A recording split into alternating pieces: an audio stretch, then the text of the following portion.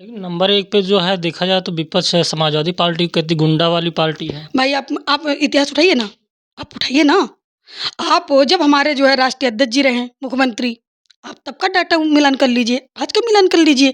हमारे मुख्यमंत्री जी तो शायद पढ़े लिखे भी नहीं है। शैम्पू के बोतल जो जो उनको शैम्पू की जरूरत भी नहीं है भाई, मॉल में जाकर वो शैम्पू का बोतल यूज करते हैं, उठाते हैं, उसमें दूसरे से भी भाई जो ना अध्यक्ष जी वाली बात बोल रहे हैं आप। अरे अध्यक्ष जी वाली बात वो तो जग जाहिर है भाई, दुनिया जान रहा है। हमारे राष्ट्रीय अध्यक्ष जी की बात छोड़ दीजिए, हम तो उसी दिन बोले थे जैसे वीडियो वायरल हुआ। हमने कहा तो हमारे जो है मुख्यमंत्री जी इसलिए शैम्पू का बोतल उठाए हैं, जानते हैं क्यों?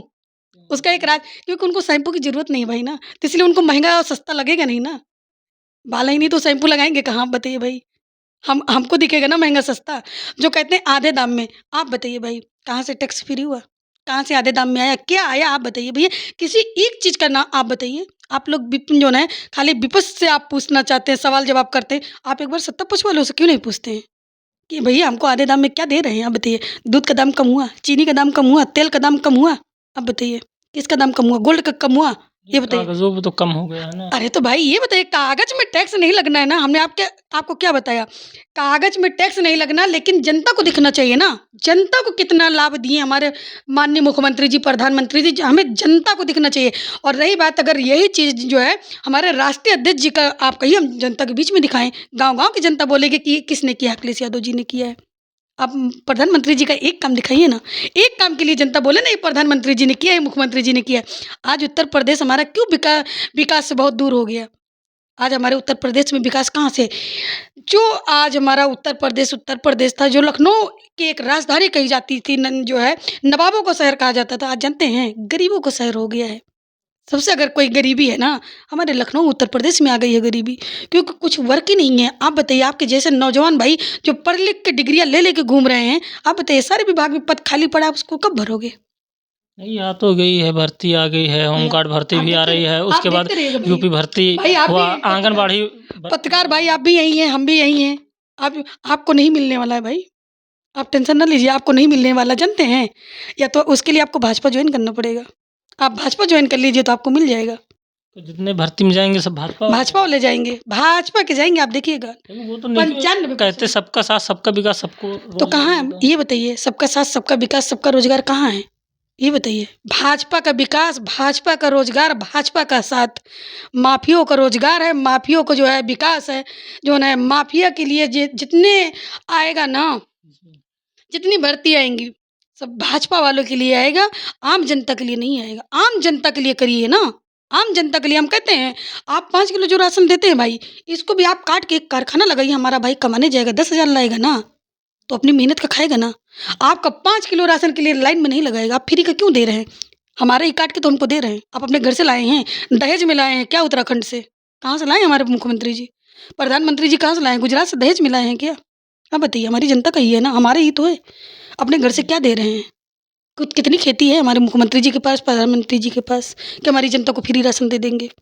आप बताइए, है? लेकिन जब चुनाव आता है देखा जाए तो सारी पार्टियां जो हैं लगातार ये कहते हैं हम डाटा फ्री कर देंगे, कोई कहता है आटा फ्री कर देंगे, तो प्रधानमंत्री कह रहे हैं हम राशन फ्री कर दिए हैं, तो फ्री वाला मुद्दा क्यों चुनाव में आ जाता है फिर? देखिए, हमारे माननीय जी, हमारे राष्ट्रीय अध्यक्ष जी ने ये नहीं कहा कि हम राशन फ्री कर देंगे। हमारे राष्ट्रीय अध्यक्ष जी ने ये नहीं कहा कि हम साड़ी बँटवा देंगे। डाटा फ्री करने के लिए सुनिए, कहे थे आपके सुनिए, हमारे राष्ट्रीय अध्यक्ष जी नौजवान हैं, पढ़े-लिखे नेता हैं, तो जानते हैं, वो इसलिए फ्री करने के लिए, जैसे उन्होंने लैपटॉप के बारे में आप बताइए कौन जानता था? उसी लैपटॉप जो है, जो हमारे राष्ट्रीय अध्यक्ष जी जो लैपटॉप दिए हैं, ठीक है?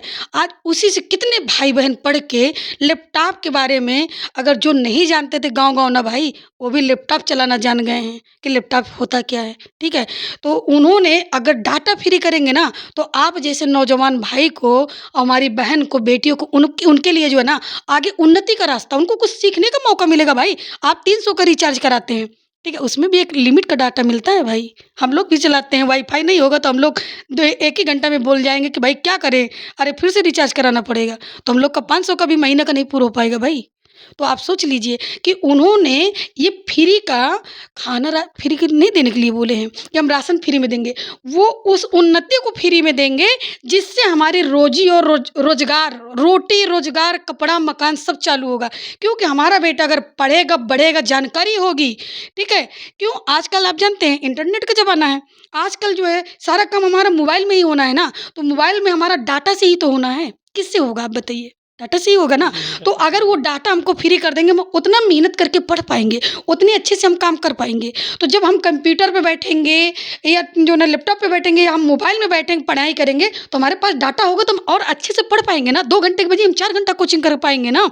जो लोग बड़े-बड़े शहरों में जाते हैं कोचिंग करने के लिए, वो शायद मोबाइल से ही अपनी कोचिंग कर पाएँगे ना। मोबाइल से वो इतना पढ़ लेंगे, उनका आगे का रास्ता तो खुल जाएगा। तो ये फ्री का कहाँ से हुआ? ये बताइए, ये फ्री का कहाँ से हुआ? ये तो एक हमारे चुनाव में ये मुद्दा दिया जाता है, लेकिन हम आपको वापस लाएँगे वही एसआईआर पे जो है, जिस तरीके से लोगों के बीच में जा रहे हैं। क्या ये 2027 के चुनाव में ये बड़ा मुद्दा बनाया जाएगा? बहुत बड़ा मुद्दा, बहुत बड़ा मुद्दा है।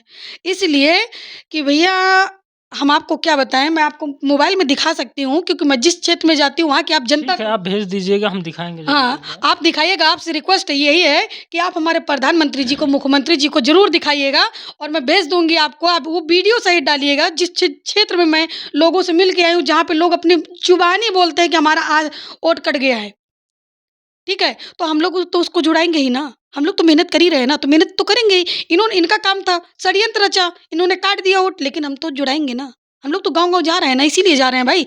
हमारे राष्ट्रीय अध्यक्ष जी इसीलिए बोले हैं कि आप लोग क्षेत्र में रहिए, आप लोग मेहनत करिए, जिसका भी नहीं जुड़ा है, कट गया है या अभी तक नहीं आया, तो उसको भी आप लोग नाम नोट करके रखिए और आप लोग मेहनत करिए। वो जो है अपना जो है ना एक वोट से वंचित क्यों रहे भाई? बिल्कुल। आप बताइए, ये हमारा मत अधिकार है भाई। संविधान हमारा कहता है ना, हमको संविधान ने दिया है, हमारा राइट बना है, तो ये कौन होते हैं काटने वाले? इनकी क्या हिम्मत है काट लेंगे? भाजपाइयों की? भाजपा की हिम्मत नहीं है कि हमारा वोट काट लेगा। कैसे काटेगा? किस तरीके से 27 में आप बीजेपी से लड़ेंगे आगे वाले दिन में? हर तरीके से हम लोग लड़ने के लिए तैयार हैं, हर तरीके से मजबूती से। और हमारे राष्ट्रीय अध्यक्ष जी ने जो एक चीज़ कहा है ना कि तो आप जानते हैं, जब हमारे राष्ट्रीय अध्यक्ष जी 7 फीट की बाउंड्री छलांग लगा सकते हैं, तो सोचिए उनके कार्यकर्ता तो 10 फीट की बाउंड्री पे छलांग लगा देंगे।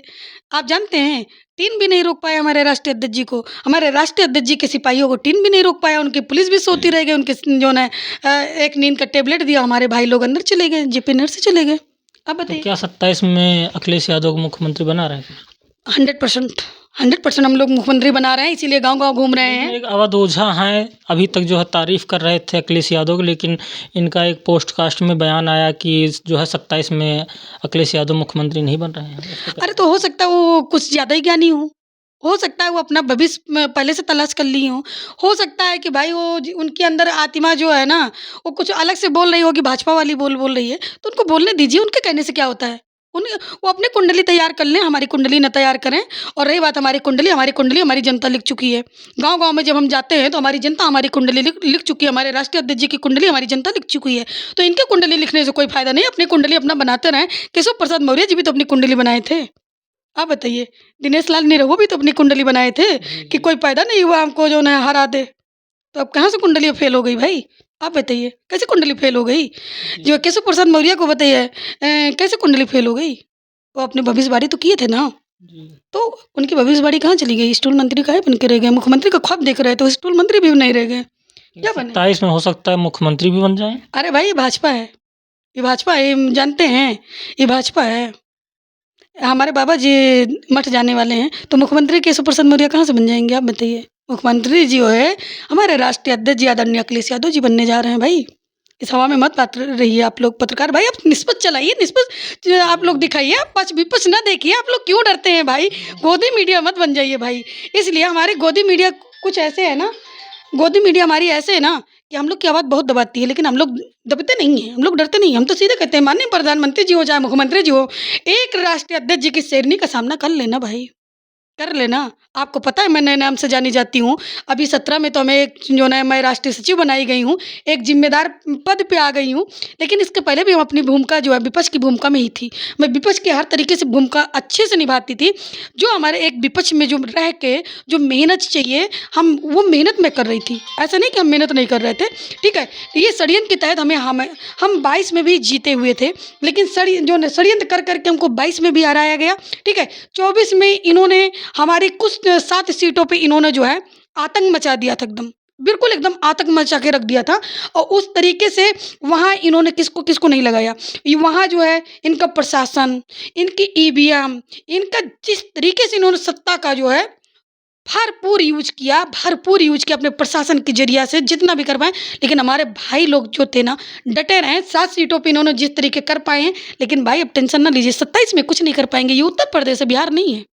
मैं कह रही हूँ, ये उत्तर लेकिन प्रदेश है, बिहार बिहार के नहीं बाद हवा चेंज हो गई उत्तर प्रदेश है। में। नहीं भाई, बिल्कुल नहीं चेंज हुई, और मजबूत हो गई। क्योंकि बिहार में जो इन्होंने षड्यंत्र रचा, जो चोरी किए हैं, जानते हैं, बिहार में मैं तो कह तो रही हूँ, हम चुनाव नहीं हारे भाई। हमसे कोई पार्टी वहाँ चुनाव लड़ी ही नहीं, तो हारे कैसे आप बताइए? पार्टी चुनाव लड़ी है? आप लोग बताइए। अगर पार्टी चुनाव लड़ी होती तब हम कहते हैं कि हम चुनाव हारे हैं। लेकिन लगातार देखा जाए सबसे ज़्यादा रैली जो है समाजवादी पार्टी जो है बिहार में पहली बार किया है और जिसके समर्थन में किया उनकी सीटें बहुत कम हो गई हैं। भाई देखिए, एक बात बताइए, 135 और 65-68 कैसे डाइवर्ट हो गया? ये बताइए, कैसे डाइवर्ट हो गया? आप बताइए। जो हमारा शुरुआती रुझान, ठीक है? हम बढ़ते जा रहे हैं, ठीक है? हम बढ़ रहे हैं, लास्ट कैसे नीचे आ गए? कैसे आ गए? सोचने वाली बात नहीं है भाई। आप बताइए। ये जानते हैं, इनको जीत दिए हैं चुनाव आयोग ने, भाजपा को जीत दिया है। भाजपा का जो है, आज अगर जो है मुख्यमंत्री बना है, तो चुनाव आयोग बना है गणेश कुमार जी, माननीय गुप्ता जी ने बनाया है, ठीक है? तो उनसे हम यही कहेंगे कि आप जो है सीट छोड़ दीजिए, आप किसी और को मौका दीजिए। कोई हो सकता है कि चुनाव आयोग कोई ऐसी जो है सीट होती है, एक ऐसा पद होता है, एक ऐसा रुतबा होता है, जिसका जो है एक ऐसी सम्मान की सीट है वो, कि उस सम्मान को भी उन्होंने नहीं रखा, तार-तार कर दिया है। तो इसलिए हम तो यही कहेंगे कि आप निष्पक्ष नहीं कर पाएँगे। ऐसा करिए, आप बीजेपी का सिंबल लीजिए, आइए मैदान में, हम जैसे बहनों से सामना करिए। आप इतनी जनता से सामना करने की ज़रूरत नहीं है। आप एक अखिलेश जी की शेरनी से सामना कर लीजिए, मैं तो कहती हूँ आइए। और जहाँ से इनको जो है ना टिकट मिले, भाजपा देगी, वहाँ से मैं बोलूँगी भैया से कि भैया आप अपनी जो है बहन को मौका दीजिए वहाँ। क्योंकि आपको अपनी बहन पे इतना भरोसा है कि हमारी सपा की शेरनी है, जो दहाड़ती है, नाक में ना जो ना आँख में आँख डाल के भाजपाइयों को जो है ना, नाको चना चबुआ दिए हैं भैया। एक अकेले हैं, आप लोग जान रहे हैं कि हम लोग नाको चना चबुआ दिए हैं भाजपाइयों को। तो इसलिए मैं खुद माँग करूँगी ना, और मुझे पूरा विश्वास भी है कि इस माँग को मान लीजिए हमारे ठुकराएँगे नहीं। उनको मुझे भरोसा है कि इस बात को उन्होंने कभी ठुकराएँगे नहीं। अगर गणेश कुमार जी अगर चुनाव लड़ेंगे और मैं माँग करूँगी, तो मेरे राष्ट्रीय अध्यक्ष जी, हमारे भैया हमको मना नहीं करेंगे, स्वीकार करेंगे कि जाइए और तो चुनाव लड़ के आओ, जीत के आओ, और मैं जीत के आऊँगी। मैं उनका सामना करना चाहती हूँ। रही रही बात भैया, आपको चुनावी मुद्दा, तो हम लोग जिस तरीके हमको सपोर्ट मिल रहा है जनता का, इसके लिए हम हर क्षेत्र की जनता को बहुत-बहुत धन्यवाद देते हैं, बहुत-बहुत आभार कि हमें जहाँ भी मैं पहुँचती हूँ ना भैया, वहाँ की जनता हम लोग को गले लगाती है, हाथों हाथ लेती है, और अपनी पूरी जो उसकी जो है ना जितनी वोटें कटी हैं, हर एक चीज़ बताते चली जाती है कि हाँ, हमको हमारे साथ ऐसा है, दीदी हमारा वोट कट गया है, दीदी हमारा वोट जुड़वा दीजिए। तो जनता हमें खुद कोऑपरेट कर रही है भाई, हमारे पक्ष में है जनता, हमारे साथ है, तो हमें घबराने की ज़रूरत नहीं है। पत्रकार भाई आप खुश हो जाइए, 27 में हमारी सरकार आएगी भाई, 100% भाई हमारी सरकार आएगी 27 में। चलिए अभी तक आप सुन रहे थे महिला सभा के राष्ट्रीय सचिव मालती यादव को। देखते रहिए नेशनल संगम। रोहित यादव, लखनऊ।